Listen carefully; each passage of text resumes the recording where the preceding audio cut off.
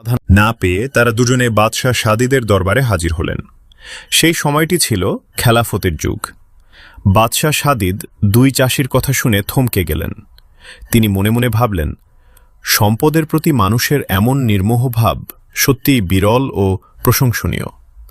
তিনি তৎক্ষণাৎ কোনো রায় দিলেন না। তিনি কলসটি নিজের কাছে রেখে দিলেন এবং বললেন, তোমরা আগামীকাল আসো, আমি তদন্ত করে বিচার করব।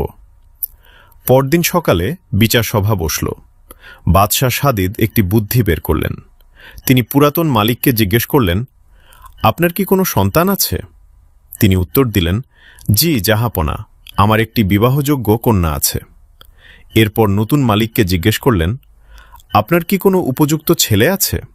তিনি বললেন, জি আমার একটি যুবক ছেলে আছে।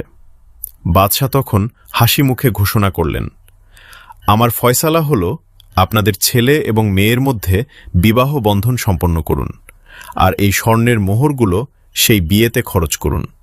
অবশিষ্ট স্বর্ণের মালিক হবে এই নতুন দম্পতি। এই অপূর্ব বিচার শুনে ক্রেতা বিক্রেতা উভয়ই অত্যন্ত খুশি হলেন এবং স্বর্ণের কলস নিয়ে মহানন্দে বাড়ি ফিরে গেলেন। সুপ্রিয় দর্শক, হুদ আলাইহিস